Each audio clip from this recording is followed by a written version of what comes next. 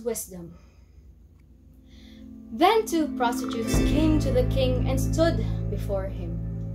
The one woman said, "Oh, my lord, this woman and I live in the same house, and I gave birth to a child while she was in the house. Then on the 3rd day after I gave birth, this woman also gave birth, and we were alone. There was no one else with us in the house, only we 2 were in the house. And this woman's son died in the night because she lay on him. And she arose at midnight and took my son from beside me while your servant slept, and laid him at her breast, and laid her dead son at my breast. When I rose in the morning to nurse my child, behold, he was dead. But when I looked at him closely in the morning, behold, he was not the child that I had born."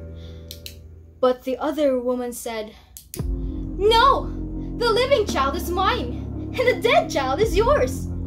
The first said, "No, the dead child is yours, and the living child is mine." Thus they spoke before the king. Then the king said, "The one said, 'This is my son that is alive, and your son is dead.' And the other said, 'No, but your son is dead, and my son is the living one.' And the king said, 'Bring me a sword.' So a sword was brought before the king. And the king said, 'Divide the living child in 2, and give half to the one and half to the other.' Then the woman whose son was alive said to the king, because her heart yearned for her son, 'Oh, my lord, give her the living child, and by no means put him to death.' But the other said, 'He shall be neither mine nor yours. Divide him.' Then the king answered and said, 'Give the living child to the first woman, and by no means put him to death. She is his mother.'